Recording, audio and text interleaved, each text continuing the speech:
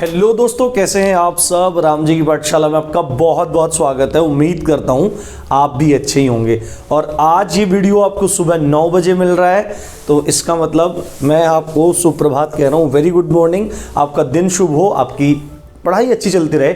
और आज मैं आपके सामने लेकर उपस्थित हूं UP police sub inspector special. बाकी सभी एग्जाम्स के लिए है, पर UP police sub inspector special मूल विधि और संविधान की पहली क्लास। तो आज के इस लेक्चर में, आज की इस वीडियो में हम लोग पढ़ने जा रहे हैं संविधान से संबंधित उसकी ऐतिहासिक पृष्ठभूमि। संविधान की ऐतिहासिक पृष्ठभूमि, यहाँ पे टॉपिक लिखा हुआ है संवैधानिक विकास। देखो, जो संविधान आज हमारे पास है उस संविधान की एक बहुत लंबी चौड़ी पृष्ठभूमि है, पीछे से एक बहुत लंबा चौड़ा बैकग्राउंड है। ये बिना किसी तय योजना के नहीं आ गया है। तो हम लोग पहले ऐतिहासिक पृष्ठभूमि पढ़ेंगे, फिर आगे धीरे धीरे बढ़ते रहेंगे।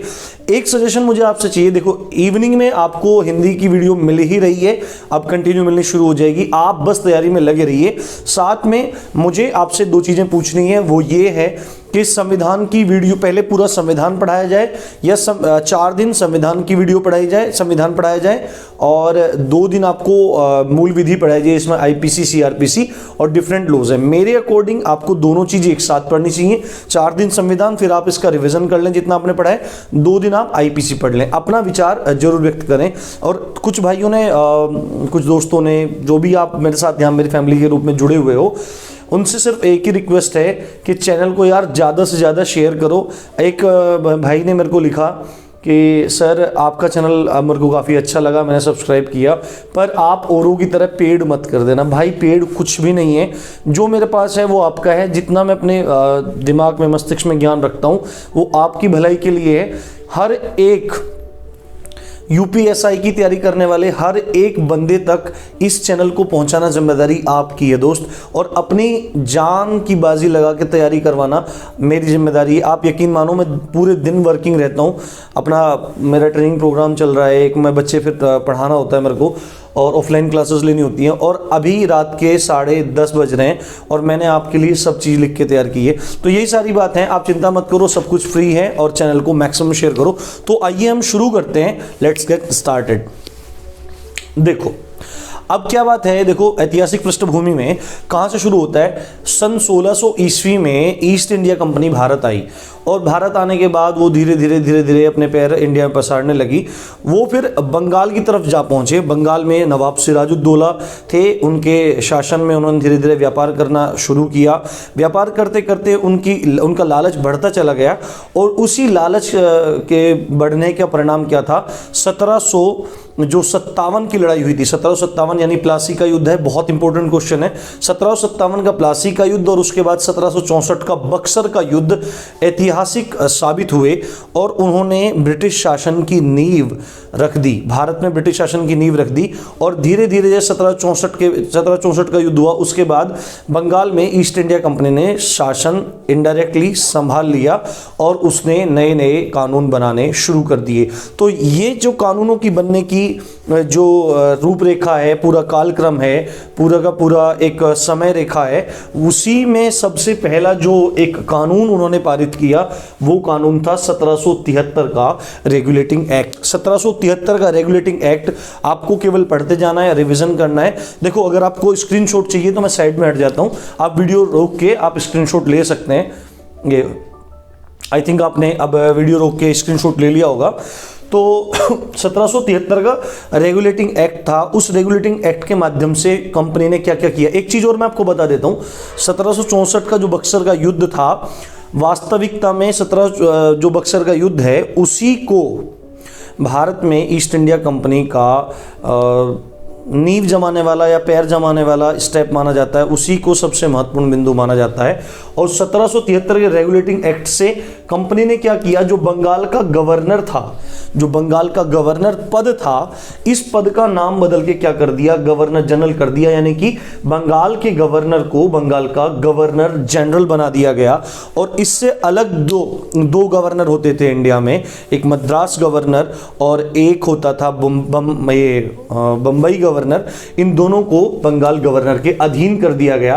और बंगाल के जो पहले गवर्नर जनरल बने वो बने वारेन हेस्टिंग्स, ये आपको नाम याद रखना है, वारेन हेस्टिंग्स बने। उसके बाद आगे जो दूसरा पॉइंट हुआ वो है जीजी के लिए, जीजी क्या बहन नहीं है, जीजी गवर्नर जनरल, मैंने शॉर्ट में लिखा है भाई, गवर्नर जनरल के लिए सहायता, गवर्नर जनरल की सहायता के लिए, गवर्नर जनरल की सहायता के लिए जो यहाँ पे वारेन हेस्टिंग्स बने, 4 सदस्यीय परिषद का गठन किया गया। आपसे एग्जाम में पूछे कि 4 सदस्यीय परिषद का गठन कौन से अधिनियम या कौन से एक्ट के द्वारा किया गया और किसकी सहायता के लिए किया गया, तो आपको बोलना पड़ेगा बंगाल के गवर्नर जनरल वारेन हेस्टिंग्स थे, उनकी सहायता के लिए एक 4 सदस्यीय परिषद का गठन किया गया। और क्या क्या काम किए गए 1773 के रेगुलेटिंग एक्ट के द्वारा, तो क्या काम हुए दोस्त, जो निजी व्यापार करते थे, कंपनी में रहने के बाद कंपनी तो व्यापार करती थी, पर कंपनी के जो अधिकारी थे वो लोग क्या करते थे, अपना अलग से व्यापार भी चलाते थे। जैसे कि सपोज करो मैं भी कंपनी में अधिकारी हूँ और तो मैं यहाँ पे व्यापार कर रहा हूँ, पर मैंने एक और दुकान खोल ली है अपनी, कुछ ना कुछ व्यापार कर रहा हूं, तो 1773 रेगुलेटिंग एक्ट था। देखो 1600 से लेके 1773, मतलब कि लगभग 173 साल से कंपनी इंडिया में बनी हुई थी, तो कंपनी की अच्छी खासी पकड़ होने लगी थी, अधिकारियों का भी जो मोरल था वो अप हो गया था, इसलिए वो निजी व्यापार करने लगे थे। पर इस एक्ट के माध्यम से उनके जो निजी व्यापार थे उनको बंद करवा दिया गया। साथ में जो वो कंपनी के कार्य करने के लिए उपहार लेते थे या रिश्वत लेते थे उस पर भी पूरी तरह से प्रतिबंध लगा दिया गया। उसके बाद जो इंपॉर्टेंट क्वेश्चन अगला है, जो 1773 का रेगुलेटिंग एक्ट है उससे रिलेटेड है कि जो 1773 रेगुलेटिंग एक्ट है इसके माध्यम से कलकत्ता में एससी यानी सुप्रीम कोर्ट की स्थापना की गई। और कौन से सन में की गई, 1774 में। 1774 में कलकत्ता में सुप्रीम कोर्ट की स्थापना की गई और उसका माध्यम बना 1773 का रेगुलेटिंग एक्ट। और कलकत्ता जो सुप्रीम कोर्ट था, ये सर्वोच्च न्यायालय था, इसके फर्स्ट सीजे मतलब चीफ जस्टिस, मुख्य न्यायाधीश बने एलिजा एम पे। एलिजा एम पे, ये नाम आपको याद रखना है, काफी इंपॉर्टेंट है आपके एग्जाम पॉइंट ऑफ व्यू से। नेक्स्ट आप देखने की कोशिश करो, जो दूसरा अधिनियम आया वो था 1784 का पिट्स इंडिया एक्ट। और 1784 का जो पिट्स इंडिया एक्ट था, ये आया था रेगुलेटिंग एक्ट की कमियों को दूर करने के लिए। और इस एक्ट के माध्यम से भारत में जो कंपनी शासन कर रही थी उसमें दोहरे प्रशासन की शुरुआत की गई। किसकी शुरुआत की गई, दोहरे प्रशासन की शुरुआत की गई। दोहरा प्रशासन का मतलब क्या होता है, देखो प्रशासन करने का मतलब देख एडमिनिस्ट्रेशन करना, संभालना, देखरेख करना, उसको सुचारू रूप से चलाना, ये प्रशासन होता है, ये एडमिनिस्ट्रेशन होता है। जैसे आपके जिले में एक कलेक्टर होता है, एक IAS ऑफिसर होता है, इंडियन एडमिनिस्ट्रेटिव सर्विसेज का एक ऑफिसर होता है, वो एडमिनिस्ट्रेटिव अथॉरिटी है आपके जिले की सबसे बड़ी। तो इसी तरह वो क्या काम करता है, पूरे जिले को एक संभाल के चलता है, प्रशासन करता है, देखता है कि कहां पे क्या काम होना है, सुचारू रूप से सिस्टम को चलाने में मदद करता है। तो दोहरा प्रशासन शुरू हुआ। दोहरा प्रशासन क्यों शुरू हुआ, अब से पहले 1784 से पहले कंपनी क्या करती थी, एक ही पूरा का पूरा सिस्टम था, वो ही व्यापार का काम करता था और वो ही राजनीतिक फैसले लेता था। पर 1784 के माध्यम से क्या हुआ, दोहरे प्रशासन की शुरुआत हुई और कंपनी के कार्यों का पृथक्करण किया गया। पृथक्करण सेग्रीगेशन होता है, अलग किया गया कि भाई वाणिज्यिक कार्य करने के लिए इस निकाय को बना दो, इस बॉडी को बना दो, और राजनीतिक कार्य करने के लिए इस बॉडी को बना दो। तो 2 बॉडी सामने उभर के आई। पहली का नाम था board of controls. Board of controls को क्या काम दिया गया, राजनीतिक काम दिए गए कि भाई आप राजनीति काम संभालो, देखो जहां जहां पे जोड़ तोड़ घटा आपको करनी है, राजनीति जो करनी है वो कौन संभालेगा, बोर्ड ऑफ कंट्रोल संभालेगा। और बोर्ड ऑफ डायरेक्टर क्या संभालेगा, वाणिज्यिक कार्य संभालेगा। जो कमर्शियल वर्क्स थे उनको संभालने का काम किसको दिया गया, बोर्ड ऑफ डायरेक्टर को दिया गया। तो ये बात आपको समझ में आ गई हुई। इसके बाद जो अगला एक्ट आया वो आया 1793 का चार्टर अधिनियम या चार्टर एक्ट। और इससे जो सबसे बड़ी बात हुई, अब देखो यहाँ पे कंपनी का एकाधिकार 20 वर्षों के लिए बढ़ा दिया गया। इसका मतलब है एक कंपनी का जो एकाधिकार है व्यापार करने का, भारत में कंपनी का व्यापार करने का जो एकाधिकार है उसको 20 वर्ष तक बढ़ा दिया गया। सन 1600 ईस्वी में जब ईस्ट इंडिया कंपनी भारत आई, उस समय वहाँ जो ब्रिटेन की रानी थी उनसे परमिशन ली गई थी कि हम वहाँ व्यापार करना चाहते हैं, हमको एकाधिकार दिया जाए। मतलब कि और भी तो लोग, एक ही अकेली कंपनी थोड़ी व्यापार करना चाहती थी।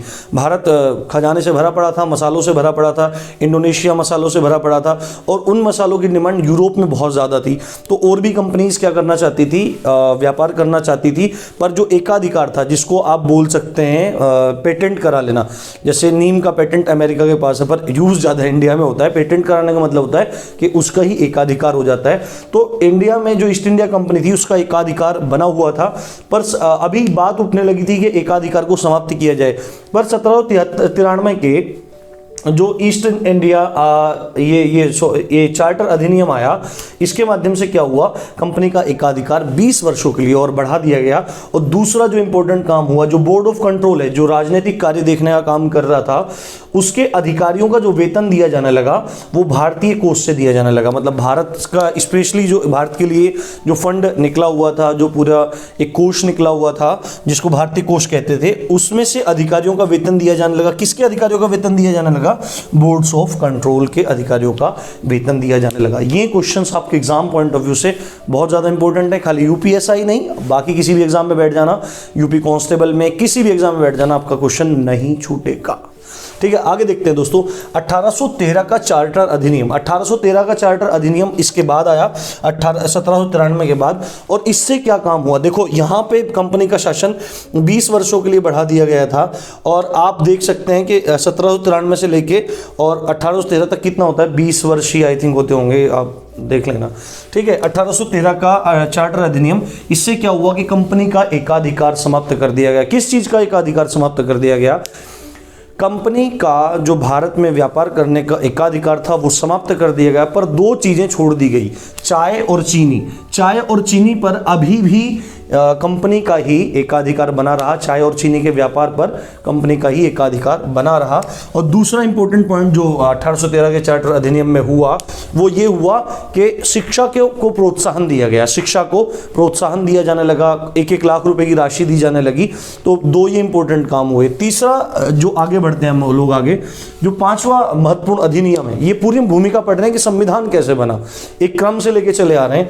1833 का चार्टर अधिनियम, ये सब के सब आपके लिए काफी इंपॉर्टेंट है। 1833 के चार्टर अधिनियम के द्वारा बंगाल के जीजी, देखो ये जीजी वो दीदी वाला जीजी नहीं है, ये गवर्नर जनरल है। गवर्नर जनरल, अभी कभी आप ये समझने लगो कि बंगाल के जीजी को भारत का जीजी बना दिया गया। बंगाल की जीजी को भारत का जीजी, मर्जी है भाई, बना लो आप। बंगाल में चुनाव होने वाले हैं और बंगाल में भी एसआई की भर्ती आ रही है। अगर आपको भरना है तो जाके भर सकते हो भाई। बंगाल मछली चावल खाना, फिर मजे करना उधर। बंगाल के गवर्नर जनरल को भारत का गवर्नर जनरल बनाया गया। देखो 1793 के रेगुलेटिंग एक्ट के द्वारा बंगाल के गवर्नर को बंगाल का गवर्नर जनरल बनाया गया था। और उसके बाद 1833 के चार्टर अधिनियम के द्वारा बंगाल का जो गवर्नर जनरल था उसको उस पद का नाम बदलकर भारत का गवर्नर जनरल कर दिया गया। बंगाल का गवर्नर जनरल अब भारत का गवर्नर जनरल है 1833 के बाद से। और ये मौका किसको मिला? जो पहले भारत के गवर्नर जनरल हुए वो थे Lord William Bentinck. Lord William Bentinck, इनका नाम आपको याद रखना है। और लॉर्ड विलियम बेंटिक ने जो इंपॉर्टेंट काम किया वो ये था, सिविल सेवा की खुली प्रतियोगिता का प्रयास किया। खुली प्रतियोगिता का प्रयास किया। देखो खुली प्रतियोगिता का क्या मतलब होता है और यहाँ पे क्या संदर्भ है। खुली प्रतियोगिता का मतलब है कि कोई भी आए, एग्जाम में बैठे, अपनी योग्यता सिद्ध करे और नौकरी ले जाए, अपनी योग्यता को सिद्ध कर दे और नौकरी ले जाए। ये सीधी सीधी बात है। इससे पहले तक क्या हो रहा था, इंडिया में जो प्रशासन चल रहा था पूरा, तो उस प्रशासन में एक बहुत ही महत्वपूर्ण पद होता है कलेक्टर का, जिसे आप आज आईएएस कहते हैं, डीएम कहते हैं।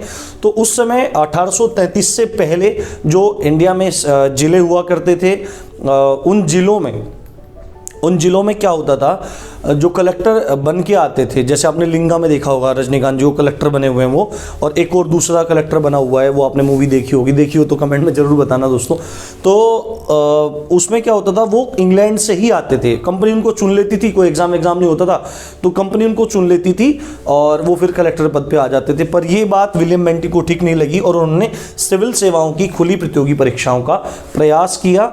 और ये काफ़ी इंपॉर्टेंट है कि सिविल सेवाओं के लिए प्रतियोगी परीक्षा का प्रयास प्रयास करने वाले कौन से गवर्नर जनरल हुए, तो आपको बोलना पड़ेगा विलियम बेंटिक। उसके बाद 1853 का चार्टर एक्ट आया। इसमें क्या हुआ, इसमें क्या खास बात हुई, इंडिया में सिविल सेवाओं के लिए खुली प्रतियोगी परीक्षाओं का प्रारंभ हो गया। यानी कि सिविल सेवाओं के लिए अच्छा देखो, एक क्वेश्चन मैं आपको बता देता हूं। इंडिया में अखिल भारतीय जो सेवाएं हैं वो 3 ही हैं। इंडिया में जो अखिल भारतीय सेवाएं हैं वो 3 ही हैं, आईएएस है, आईपीएस है और आईएफएस है। यानी इंडियन एडमिनिस्ट्रेटिव सर्विसेज, जिसमें आपके डीएम होते हैं और जो आपके जिले में आपको देखने को मिलता है, मैं आपको बता रहा हूँ। दूसरा होता है आईपीएस, इंडियन पुलिस सर्विस, जिसके आपके एसपी या एसएसपी होते हैं आपके जिले में। जिला बड़ा होता है तो एसएसपी एक अपॉइंटमेंट होता है, एसपी होता है टाइगर बोलते हैं उसको। पुलिस में जाने वाले थोड़ा एक वोकैबुलरी को, एक टर्मिनोलॉजी को आप थोड़ा याद रखने की कोशिश करो। साथ में जो आईएफएस होता है, इंडियन फॉरेस्ट सर्विस का ऑफिसर होता है। डिस्ट्रिक्ट लेवल पे डीएफ होता है, डिस्ट्रिक्ट फॉरेस्ट ऑफिसर। ये तीनों की तीनों अखिल भारतीय सेवाएं हैं, ये आपको याद रखना जरूरी है। तो 1853 के चार्टर एक्ट के द्वारा खुली सिविल सेवा की परीक्षाओं का प्रारंभ हो गया। और फाइनली अब क्या हुआ, देखो 7वां।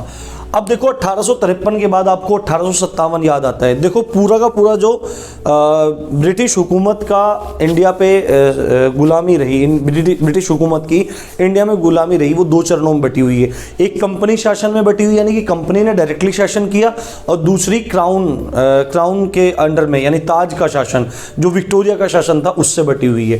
तो जो इंडिया में ब्रिटिश हुकूमत शुरू हुई, उसमें कंपनी शासन जो है वो शुरू होता है 1764 के बक्सर के युद्ध के बाद, जिसके बाद पहला कानून आप ये देख रहे हैं 1773 रेगुलेटिंग एक्ट। और उसके बाद जो कंपनी का शासन खत्म हो जाता है, तो वो हो जाता है कंपनी का शासन जाकर खत्म 1858 के भारत शासन अधिनियम के द्वारा।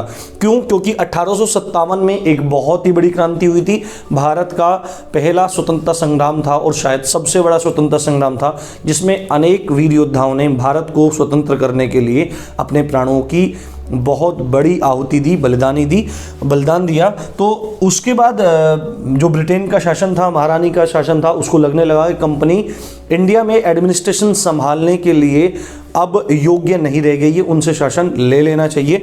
तो 1858 का भारत शासन अधिनियम आया, जिसके बाद ईस्ट इंडिया कंपनी की सत्ता को समाप्त कर दिया गया और भारत में जो शासन शुरू हुआ वो क्राउन रूल शुरू हुआ, ताज का शासन शुरू हुआ। भारत की सत्ता सीधे ब्रिटेन की महारानी के हाथ में चली गई। साथ में क्या हुआ, जो ये भारत का गवर्नर जनरल पद था, इस पद का नाम बदलकर वायसराय कर दिया गया, भारत का वायसराय कर दिया गया। और जो भारत का वायसराय पद ये था, ये ब्रिटेन की जो महारानी थी उसके प्रतिनिधि के तौर पे इस पद को सृजित किया गया, इस नाम को सृजित किया गया। और पहले जो भारत के वायसराय हुए वो हुए लॉर्ड कैनिंग। लॉर्ड कैनिंग आपको पता होगा, लॉर्ड कैनिंग का पूरा नाम है लॉर्ड विस्काउंट कैनिंग, लॉर्ड विस्काउंट कैनिंग। तो ये आपको याद रखना है। तो पहला काम क्या हुआ, 1858 के भारत शासन अधिनियम के द्वारा ईस्ट इंडिया कंपनी की सत्ता समाप्त हो गई, भारत के गवर्नर जनरल पद का नाम बदलकर वायसराय कर दिया गया। और पहला जो वायसराय हुए वो हुए लॉर्ड विस्काउंट कैनिंग या लॉर्ड कैनिंग, आप याद रख सकते हैं। और क्या हुआ, मुगल सम्राट का जो पद था उसको समाप्त कर दिया गया। अब से पहले 1858 से पहले क्या था, मुगल सम्राट का जो पद था उसको पद के रूप में रखा गया था कि मुगल सम्राट हैं। बहादुर शाह जफर आखिरी मुगल सम्राट माने गए हैं और उन्हें ही जो म्यूटिनी बोली जाती है, सिपाही म्यूटिनी बोली जाती है, सिपाहियों का विद्रोह बोला जाता है, मेरठ से शुरू हुआ था। मेरठ से शुरू होने के बाद जब वो दिल्ली लाल किला में पहुंचे, वहाँ पे बहादुर शाह जफर थे, तो उनको उन्होंने अपना प्रतिनिधि बनाया, नेतृत्व करने के लिए बोला। काफ़ी मना करने के बाद भी बहादुर शाह जफर को करना पड़ा और उसी की सज़ा उनको ये मिली कि मुगल सम्राट पद समाप्त कर दिया गया। और आगे क्या हुआ, 2 नए पद सृजित किए गए, भारत मंत्री का पद सृजित किया गया और भारत सचिव का पद सृजित किया गया, जो भारत के मामलों में सलाह देने के लिए एक नए पद बनाए गए थे। तो ये पूरा का पूरा क्या था, यहाँ तक था कंपनी शासन। और 1858 के बाद शुरू होता है हमारा ताज का शासन। हम अब आगे देखते हैं कि जो पूरा सिस्टम चला आ रहा है, उस सिस्टम के अंतर्गत 1858 का हमने अभी पीछे पढ़ लिया है। जो अधिनियम आया था 1858 का भारत शासन अधिनियम, उसके द्वारा कंपनी का शासन समाप्त हो गया है और ताज का शासन शुरू हो गया है। उसके बाद के जो ये अधिनियम है ये भी आपके लिए बहुत ज़्यादा इंपॉर्टेंट है। इनमें देखो फिर क्या हुआ, 1858 है, उसके बाद भारत परिषद अधिनियम आया जो 1861 है। ये काफी इंपॉर्टेंट पॉइंट है, ये जितने आपको बिल्कुल याद रखने, जितने पहले पढ़ा है बार बार रिवाइज करते रहो दोस्तों।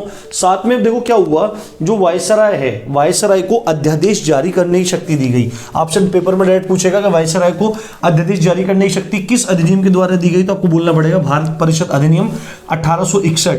तो अध्यादेश क्या होता है? अध्यादेश आपने जरूर सुना होगा, आर्टिकल 123 संविधान में जो अभी अनुच्छेद 123 है वो राष्ट्रपति के अध्यादेश संबंधी शक्ति है, और जो आर्टिकल 213 है वो राज्यपाल के अध्यादेश संबंधी शक्ति है। इसके बारे में जब मैं राष्ट्रपति में जाऊंगा तब आपको डिटेल से समझा दूंगा। अभी आगे बढ़ते हैं। अब दूसरा क्या इंपॉर्टेंट काम भारत परिषद अधिनियम के द्वारा हुआ, वो ये हुआ कि कानून प्रक्रिया में भारतीय प्रतिनिधियों को शामिल किया जाने लगा। यानी पहले तो क्या करते थे, ब्रिटिश लोग इंडिया के लोगों के लिए कानून बनाते थे और वो अपने मर्जी से कोई भी कानून बना देते थे। पर अब क्या हुआ कि ये जानने के लिए कि भारतीयों के लिए कैसे कानून सही हैं, कैसे कानून जरूरत है इंडिया में, ये जानने के लिए और हस्तक्षेप के लिए भारतीय प्रतिनिधियों को कानून प्रक्रिया में शामिल किया जाने लगा। आप देख रहे हैं, हम संविधान निर्माण की पृष्ठभूमि देख रहे हैं, संविधान का ऐतिहासिक पृष्ठभूमि देख रहे हैं, तो आप ये पॉइंट नोट करिए, कानूनी प्रक्रिया में भारतीय प्रतिनिधियों को शामिल किया जाने लगा। तो कहीं ना कहीं धीरे धीरे नींव पड़ती आ रही है किसकी? संविधान निर्माण की। अब आगे क्या हुआ, भारत परिषद अधिनियम 1892 आया। 1892 इसमें कुछ खास बात नहीं हुई, पर क्या हुआ था, जो बंगाल, मुंबई, मद्रास, बंबई और बंगाल में विधान परिषदों का गठन हुआ। डायरेक्टली एग्जाम में पूछेगा कि बंबई, मद्रास और बंगाल में किस अधिनियम के द्वारा विधान परिषदों का गठन हुआ, तो आपको बोल देना है सीधे सीधे भारत परिषद अधिनियम 1892। उसके बाद देखो, ये काफी इंपॉर्टेंट आपके एग्जाम में पूछा जाता है, डायरेक्टली ये पूछ लेता है कि मार्ले मिंटो सुधार कब आया, तो आपको बोल देना 1909 में आया। 1909 में कौन सा सुधार आया, तो आपको बोल देना है मार्ले मिंटो सुधार आया। अब देखो, ये जो मार्ले है, मैंने आपको बताया है अभी कि जो 1858 का हमने अधिनियम पढ़ा, उस अधिनियम के द्वारा क्या हो रहा है, उस अधिनियम के द्वारा भारत मंत्री और भारत सचिव नाम के 2 पद सृजित किए गए। तो ये किस लिए हैं? ये भारत के जो पूरे मामले हैं, भारतीय जो मामले हैं उनके जानकार हैं और ब्रिटिश शासन को उसमें मदद करते हैं। तो मार्ले कौन है? मार्ले उस समय 1909 में भारतीय सचिव हैं और मिंटो उस समय वायसराय हैं, लॉर्ड मिंटो। तो एक सुधार आया और इस सुधार के द्वारा क्या हुआ, मुस्लिमों के लिए अलग से निर्वाचक मंडल की स्थापना की गई। यानी कि सांप्रदायिक निर्वाचन, आपने सांप्रदायिक दंगे सुने होंगे कि संप्रदाय आपस में लड़ पड़ते हैं, हिंदू मुस्लिम की लड़ाई हो जाती है, सांप्रदायिक दंगे कहलाते हैं, या किसी की भी लड़ाई हो जाती है तो सांप्रदायिक दंगे कहलाते हैं। तो सांप्रदायिक जो निर्वाचन शुरू किया वो शुरू किया गया मार्ले मिंटो सुधार के द्वारा, मुस्लिमों के लिए अलग से निर्वाचक मंडल, आपको याद रखना है। और लॉर्ड मिंटो को क्या बोला जाता है? सांप्रदायिक निर्वाचन के जनक। सांप्रदायिक निर्वाचन के जनक किसको बोला जाता है? लॉर्ड मिंटो को बोला जाता है, ये आपको ध्यान रखना है। उसके बाद 1919 का मॉन्टेग्यू चेम्सफोर्ड सुधार। सेम, चेम्सफोर्ड कौन है? चेम्सफोर्ड वायसराय हैं और मॉन्टेग्यू 1919 में कौन है? भारत के सचिव हैं। इससे इंपॉर्टेंट काम क्या हुआ, ये भी काफी इंपॉर्टेंट, डायरेक्टली पूछ भी लिया जाता है कि मॉन्टेग्यू चेम्सफोर्ड सुधार कब हुआ, तो 1919 में जलियांवाला बाग कांड हुआ है। 1919 में काला कानून, रॉलेट एक्ट पास हुआ है। इन सब चीजों के बारे में आपको जानना जरूरी है। अब 1919 का मॉन्टेग्यू चेम्सफोर्ड सुधार है, उसके द्वारा क्या हुआ, महिलाओं को प्रथम बार मताधिकार प्राप्त हुआ।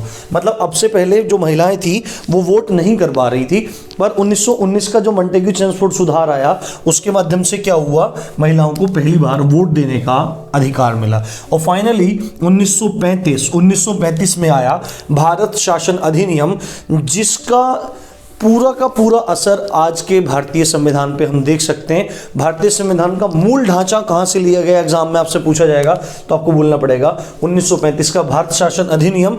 इस भारत शासन अधिनियम में 321 अनुच्छेद थे और 10 अनुसूचियां थी। अभी भारतीय संविधान में कितने अनुच्छेद हैं, कितनी अनुसूचियां हैं, वो आप मेरे को कमेंट में करके जरूर बताना। साथ में ही देखो, इसके द्वारा क्या हुआ, अखिल भारतीय संघ की स्थापना की गई। अखिल भारतीय संघ की स्थापना इससे की गई जिसमें 11 ब्रिटिश प्रांत थे और 6 चीफ कमिश्नरी क्षेत्र थे। 11 ब्रिटिश प्रांत थे, 6 चीफ कमिश्नरी क्षेत्र थे। और दो इंपॉर्टेंट काम और हुए हैं। देखो, 1773 जो एक्ट है उसके द्वारा 1774 में कलकत्ता में सुप्रीम कोर्ट की स्थापना हुई है, पर वो कलकत्ता में है 1774 में। अब चल रहा है 1935 और 1935 में दिल्ली में सुप्रीम कोर्ट की स्थापना हुई। 1935 में दिल्ली में सुप्रीम कोर्ट की स्थापना हुई और भारत में मुद्रा एवं साख के नियंत्रण के लिए, भारतीय मुद्रा की साख के नियंत्रण के लिए एक संस्था बनाई गई जिसका नाम रिजर्व बैंक ऑफ इंडिया है, जिसकी स्थापना 1935 में 1935 के भारतीय शासन अधिनियम के द्वारा की गई। तो ये पूरी की पूरी पृष्ठभूमि रही। कल मैं आपको अगली वीडियो पढ़ाऊंगा, तो आप तैयार रहिए, अच्छे से पढ़ते रहिए, आपका सिलेक्शन निश्चित होगा। हिम्मत मत हारिए और मैक्सिमम शेयर कीजिए। आप देख रहे थे राम जी की पाठशाला, मैं हूं राम भारद्वाज। जय हिंद, जय भारत।